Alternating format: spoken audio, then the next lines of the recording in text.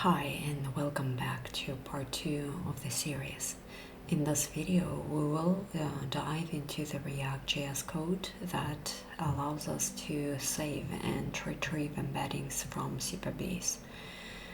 An embedding is a numerical representation of text. It captures the meaning of words or sentences in a way that lets us compare them for similarity using math, not just exact keywords. Here is how it works. When we input text, we convert it into an embedding using OpenAI and then store that vector in Supabase.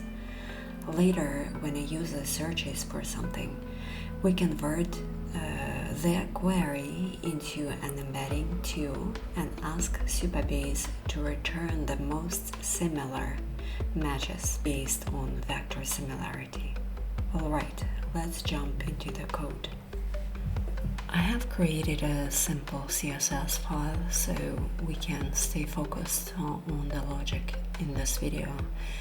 You can create your own CSS or just follow along with the code in app.js and style your code later. Now we're going to bring in the libraries we need for this project and set up both Supabase and OpenAI so our app can talk to them.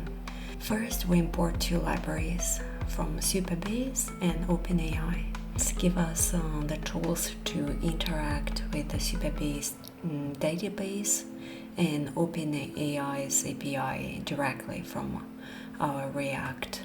Here we are creating a Supabase client using create client. This function talks in two environment variables, our Supabase URL and the public NN key. This client lets us send data to Supabase, query the database, and use the match embeddings function we have set up earlier in part 1.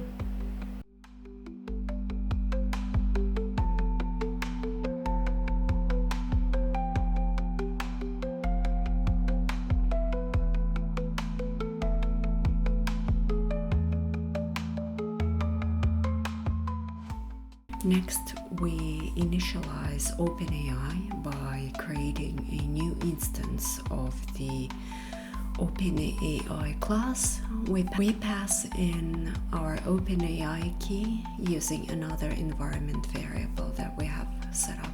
With both Supabase and OpenAI initialized, we are now ready to generate embeddings and store them in the database. We are using React State to manage the user's search query, the text to embed, and the list of retrieved results. Now we will write the code to read a text file, generate an embedding for each line using OpenAI, and then store both the original text and its embedding into our Supabase database. We are defining an async function. We're calling it save embeddings from file. This will handle reading a file, generating embeddings for its contents, and saving into the Supabase. So we are fetching our text which we have saved in the text file knowledge.text. We'll call it response.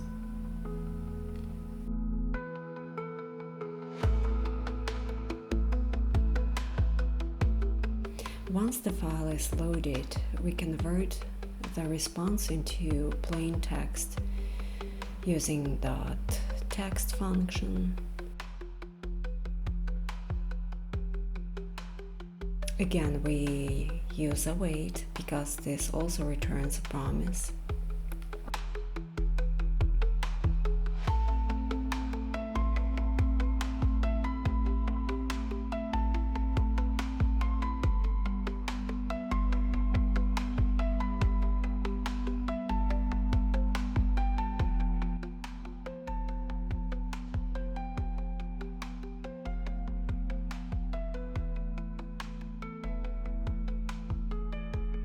here we're using trim function, which is not equal to empty space, to make sure we are not working with blank lines. Trim function removes any extra spaces. That way we only process actual content.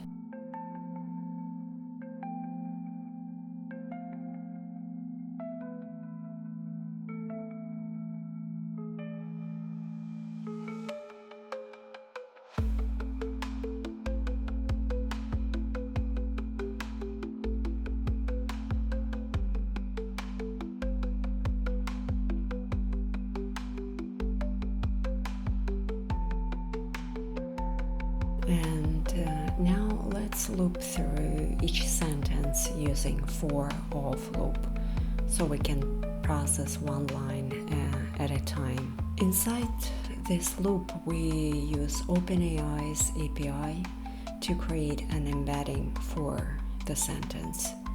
We specify the model which we will use and pass the sentence as an input. This generates a 1536-dimensional vector that represents the meaning of the sentence.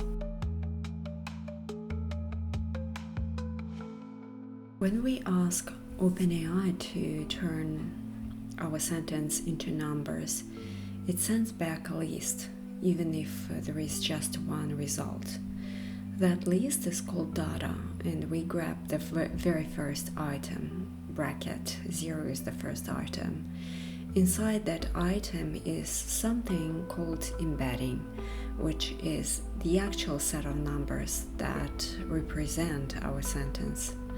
So this line just pulls out those numbers and saves them into a variable called embedding, so we can use them later. Now, this code sends the sentence and its embedding to our Supabase database and saves it back in knowledge_base table that we have. We use insert function to add a new row with two fields: the original text, which is content, and the vector, which is embedding. Oh, and we forgot to add the use state hook, so let's fix that real quick. Import use state from React.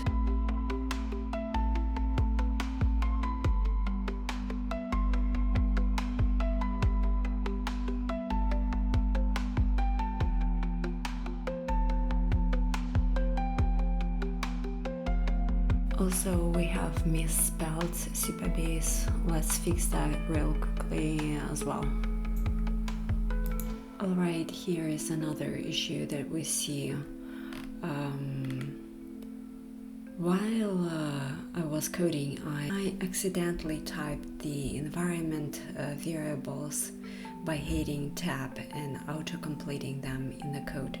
So instead of pulling the values from my .env.local file, React just used those hard-coded strings which don't actually match with the real keys. So let's fix them as well real quickly.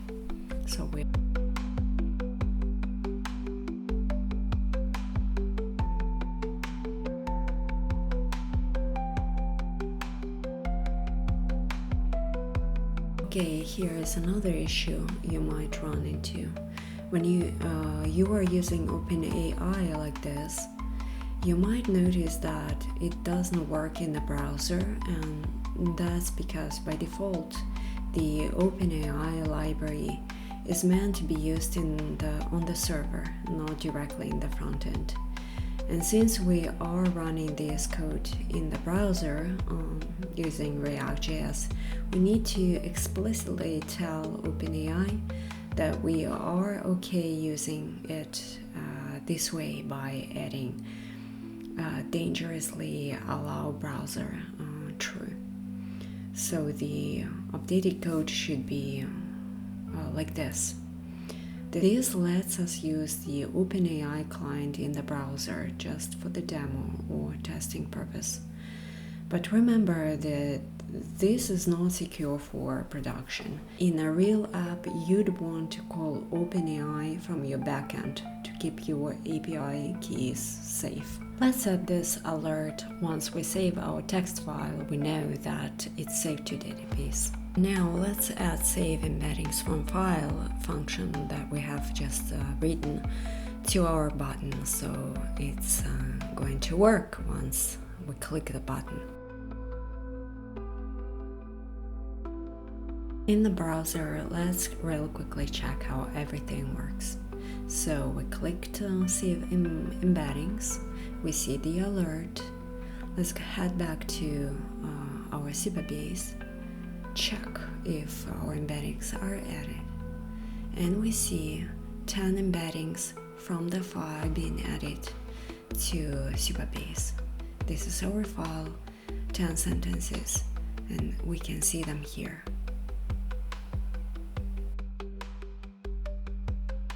Now let's create a function that will help us save a single piece of text along with its embedding directly into our Supabase database.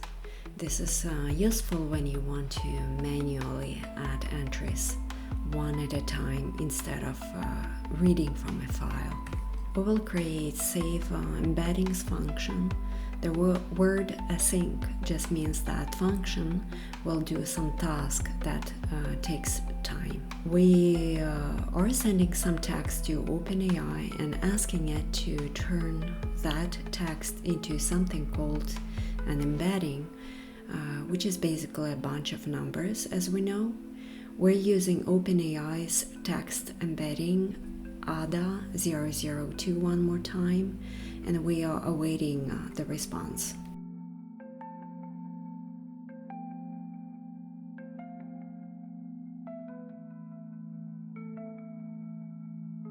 Once OpenAI responds, we go into the response and grab the actual numbers or the embeddings and save them or save it to a variable called embedding. We use brackets 0 here because OpenAI sends us a list and we are just taking the first item. Now that we have the embedding, we store both the original text and the embedding into our Supabase database.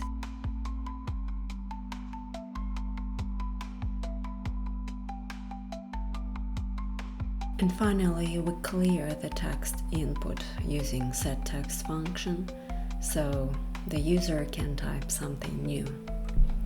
Now we are adding our save embeddings function to the button, and we also set up our input field with value and onChange function, which we set to setText eTarget value.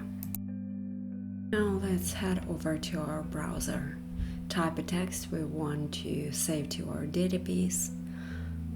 For example, let's save our new embedding and have a look into our database to see if it's saved. And we see the text and its embedding is being saved. Right now, I'm going to paste code so we can move a little quicker. Feel free to pause if you want to go line by line. So what happens here? We take the user's search input, whatever the user types, and send it to we created earlier, which is called match embeddings. This function compares the query vector with all the embeddings we have already stored in our database. We tell it only give us results